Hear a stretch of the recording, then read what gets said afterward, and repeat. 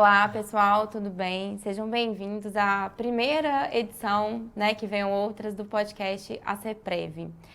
Você que está em casa, que está assistindo em casa, no trabalho, ou está ouvindo no carro, a ACPREV esse ano está comemorando 30 anos de história. E em celebração aos 30 anos, a gente está organizando esse podcast para poder trazer mais informação para você, explicar um pouco mais da ACPREV, desse benefício que a gente tem, que é tão importante para cada um.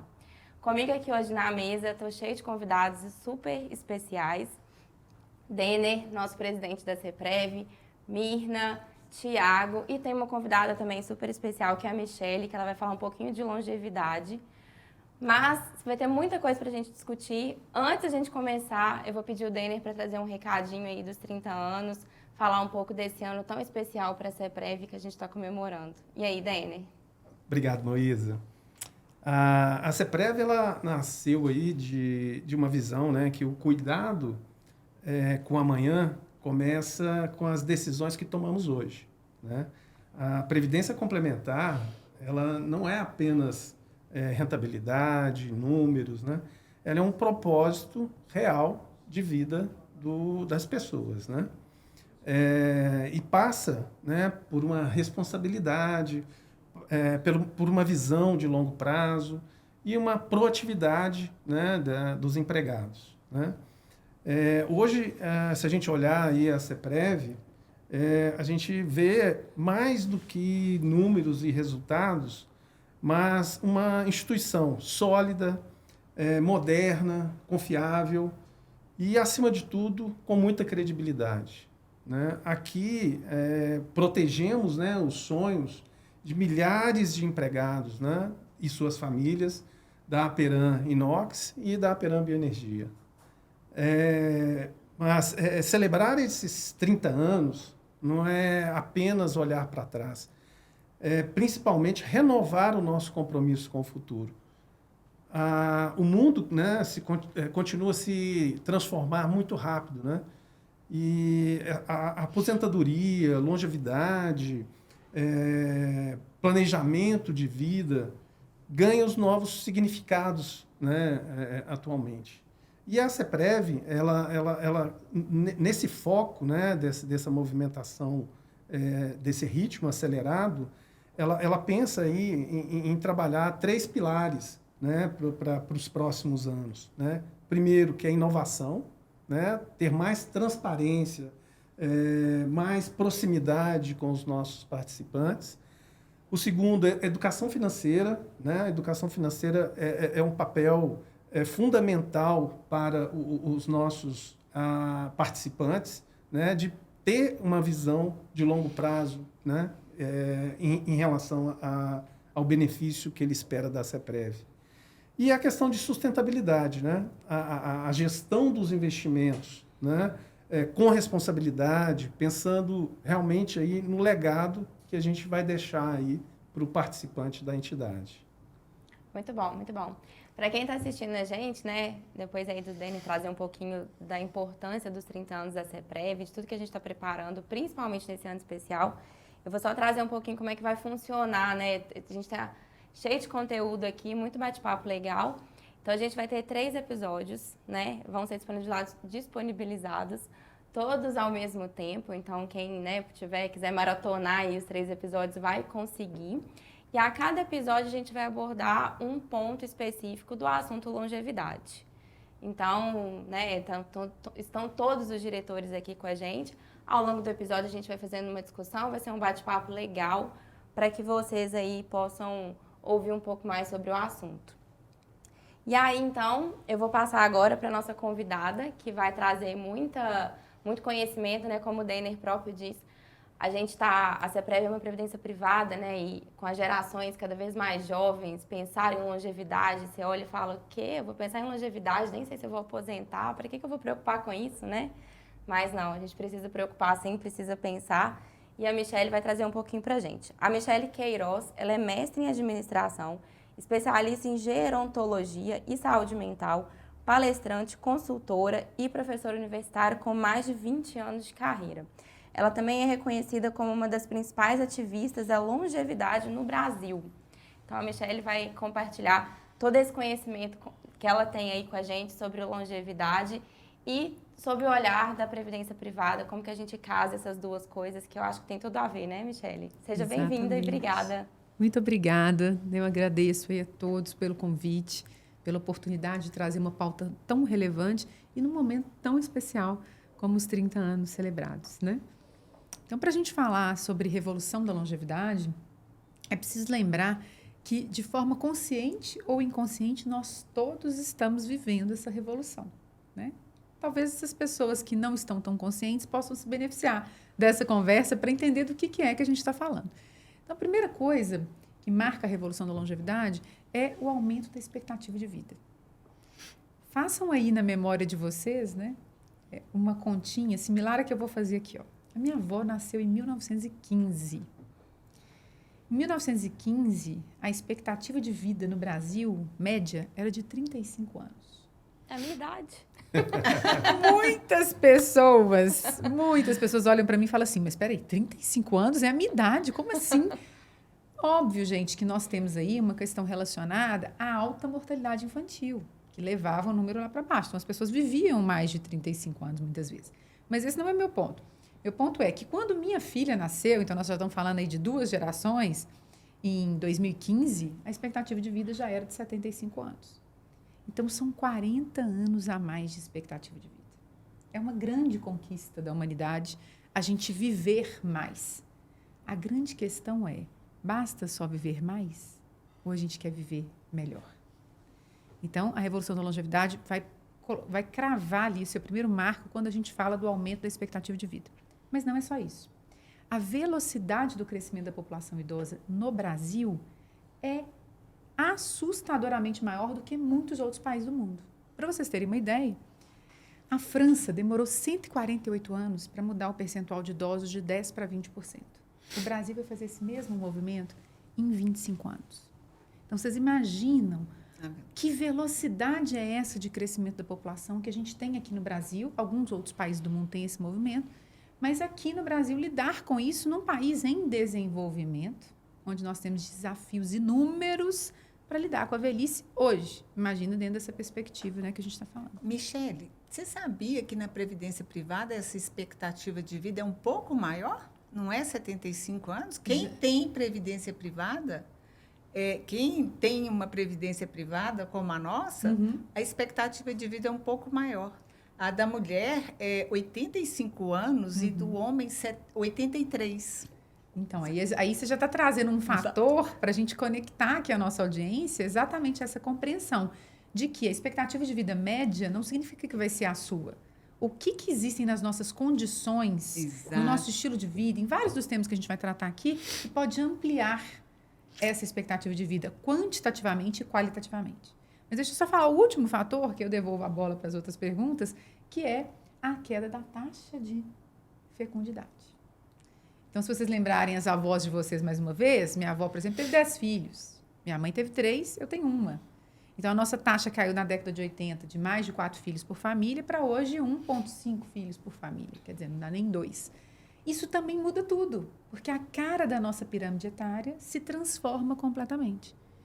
E a principal revolução que precisa acompanhar essa revolução da longevidade é, de acordo com o Dr. Alexandre Kalash, a revolução da educação em longevidade. Nós precisamos aprender a lidar com o que afeta a nossa vida como indivíduo, a nossa sociedade, as nossas organizações. E é um pouco dessa pauta que estará aqui permeando toda a nossa conversa. E eu acho que conecta com tudo, né? Porque, assim, a gente vê o público jovem não só, às vezes, não preocupando tanto com a longevidade, com a saúde, mas também o Thiago está aqui, né? O nosso diretor financeiro, não preocupando também com a questão financeira.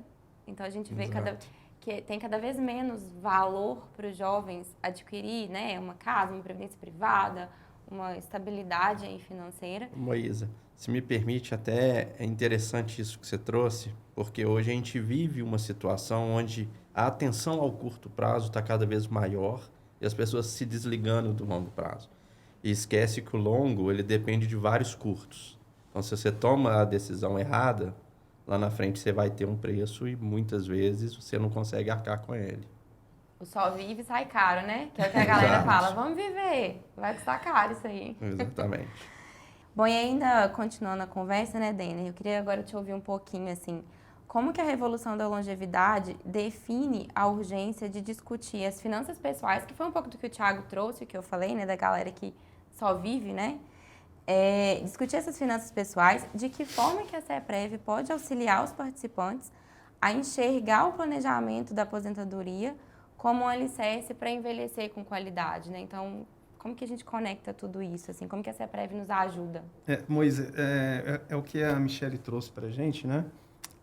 Esse planejamento da aposentadoria, ele era feito aí com 15 ou 20 anos, né? Após o período profissional. E hoje, a possibilidade, né, real aí de se viver mais 30 ou 40 anos é fato, né? Então, essa conta agora, daquele recurso que você pensava em guardar para uma aposentadoria, para um planejamento de aposentadoria, essa conta não fecha agora. Você vai precisar de mais recursos, né, para bancar esse período, essa longevidade que aumentou hoje, né, que está aí maior do que as pessoas hoje estão vivendo aí quase acima de 100 anos. Né? Então, essa questão significa aí um valor que eu vou ter que buscar ou financiar de alguma forma quando eu entrar na minha aposentadoria. Né? E a questão da entidade fechada, né, de previdência complementar, igual a CEPREV, ela é fundamental, né? Ela tem um papel assim, crucial para os participantes no ato aí de tentar auxiliar, né, essas pessoas a enxergar esse plano de aposentadoria, né, com a expectativa de vida. Né? Então, eu acho que está muito ligado isso, o que a CEPREV proporciona e aquilo que a gente, vamos dizer, trabalha, né, com os nossos assistidos para que ele tenha qualidade de vida na sua aposentadoria. Já, só para confirmar isso tudo que você falou, né? Existe a possibilidade de você trabalhar 35 anos, no caso do homem, e ficar mais 35 anos aposentado. Ou seja, né? A longevidade está aí. As pessoas não atingiam esse 35 anos de aposentado, de um segundo ciclo, não era comum, né? E hoje é. Sem dúvida. E a gente tem que pensar nisso, né? Pensar nesse longo prazo aí, né? Ou seja, a aposentadoria não é uma coisa assim que está muito distante, ou que quando eu aposentar, eu já vou aposentar e morrer, né? Não é isso, né? A gente está falando de longevidade. É aposentar com saúde, com dinheiro no bolso, que a CEPREV vai ajudar. Exatamente, esse é o nosso papel. Deixa eu só fazer uma reflexão sobre o termo aposentadoria, né? Hoje em dia, no campo da longevidade, a gente tem discutido muito as transições de ciclo de vida. Porque, às vezes, o marco da aposentadoria em si, ele lembra para as pessoas a palavra aposento. Sim. Se retirar da vida. E se a gente está vivendo pessoas que com 60, 65 anos estão se aposentando, mas continuando ativas, fazendo transições de carreira, revendo seus propósitos, né, renovando relações, enfim, com muitas das questões que a gente vai trazer aqui, a gente pensa que é muito mais adequado elas refletirem como é que elas querem viver essa transição de ciclo de vida para a maturidade, do que necessariamente como é que elas querem só se preparar para aposentar. Sim. Finanças é importante em qualquer dos dois termos, na visão específica da aposentadoria, mas eu queria só alargar esse campo de pensamento, porque às vezes o aposento assusta as pessoas. Mas faz muito sentido você estar trazendo, porque há anos atrás era isso mesmo, o aposentado era aquela pessoa que chegou no fim da vida, né? Mas pensa, quando eu nasci em 79, as pessoas morriam com 63 anos em média no Brasil, então realmente aposentou, morreu. Exatamente. Não tinha, né? Ele ia aposentar próximo dos 60 e ia morrer logo depois. Mas a gente está vivendo mais 20, 30, 40 anos, então temos que repensar. Não, muito boa essa reflexão de pensar na aposentadoria, não aposentadoria, né? Vamos falar numa nova fase, ciclo. Um novo ciclo de vida, exato, né? Bom, eu vou continuar com você, Michele. Um dos 4 pilares do envelhecimento ativo, segundo a Organização Mundial da Saúde, é a segurança, incluindo a segurança financeira. E aí, como que a gente entende um pouco melhor esse conceito de segurança financeira? O que significa isso? Primeiro, eu queria, como a primeira parte da pergunta fala dos 4 pilares de envelhecimento ativo da Organização Mundial de Saúde, eu queria só esclarecer para o público que nos escuta, que talvez eles não conheçam quais são os 4 pilares. Então, a gente fala de saúde, lembrando que nós vivemos num país onde a nossa cultura de saúde ela é de tratamento de doenças, ela não é de promoção de saúde. Então, a gente vai no médico quando? Quando tem alguma coisa doendo. Ah, estou incomodado com alguma coisa aqui. Tarará. Então, a gente precisa, como país, entender, né, nós indivíduos, a sociedade, o sistema de saúde, que a gente precisa ter uma cultura muito mais, né, protetiva para promover saúde, não só para tratar doenças. E o conceito de saúde mais integral. A gente tem visto recentemente os recordes que batemos com pessoas com diversos problemas na área de saúde mental, por exemplo. Porque nós vivemos de uma cultura anterior onde não se conversava sobre isso, onde não se admitia saúde mental como uma questão a ser trabalhada. E agora virou até NR, né? NR1. Exatamente. Saúde mental. Exatamente. Depois a gente tem o lifelong learning, que é o aprendizado ao longo da vida, como um princípio da Organização Mundial de Saúde. E a gente às vezes vê pessoas idosas que, mas eu aprender? Eu não aprendo mais nada nessa idade, não. As próprias pessoas às vezes carregam preconceito, mas as empresas às vezes param de chamar as pessoas mais sêniores para treinamentos corporativos, porque tipo, a pessoa não... vai até ficar ofendida se eu chamar ela para um treinamento. A gente precisa mudar essa cultura. A gente aprende em todas as idades, em qualquer fase da vida, e isso te traz capital, né, para lidar com a revolução da longevidade. Depois a gente tem a participação social, o sentido de engajamento, de pertencimento, de propósito, de projeto de vida. E, às vezes, algumas pessoas, no restrito uso da palavra aposentadoria, veem no trabalho ou na família seus principais centros de pertencimento e de participação, e aí a família cresce, o trabalho aposenta, e ela faz o quê? Ela precisa se reinventar muitas vezes. Então, isso é adoecedor se a pessoa não consegue lidar com isso. Né? E aí a gente chega assim agora, se as pessoas entendendo aí um pouco maior, né, que pilares são esses, na questão da segurança financeira. Primeiro a gente tem que lembrar que ter dinheiro no bolso é ter autonomia. É poder exercer autonomia, que é uma palavra muito importante na velhice. Se eu perguntar aqui para vocês, vocês têm medo de morrer ou têm medo de adoecer e depender das pessoas? As pesquisas mostram que... Pode falar, o que é você o tem medo de adoecer e de depender das pessoas. Né? Então, autonomia é uma palavra muito importante para a velhice. Mas na área financeira, ela também super cabe. Porque que autonomia que você vai ter diante da sua vida se você não tem recursos para sobreviver? Então, se você precisa ir, em um determinado momento da sua vida, precisa de cuidador, ou precisa de ir para um residencial sênior, que estrutura que você tem para poder bancar isso? Então, várias decisões da velhice, seja ela numa fase já de dependência, seja ela numa fase de autonomia, para você viajar, fazer um curso, para você fazer o que você quiser, você vai precisar de um recurso financeiro. Só que, infelizmente, no Brasil, a gente discute muito mais a insegurança financeira do que a segurança financeira. Porque a minoria das pessoas pode estar numa mesa conversando sobre isso que a gente está falando. A gente tem mais da metade do país que está vivendo na pobreza, que está lutando para sobreviver. Então, as finanças, elas são pilares fundamentais na vida de qualquer indivíduo. E aqui, eu acho que é considerar a velhice como um privilégio de muitas das pessoas que estão nos ouvindo, que podem decidir sobre como investir, quanto investir, e poder colher os benefícios disso na fase, né, desse envelhecer. Então, acho que esses são pontos importantes.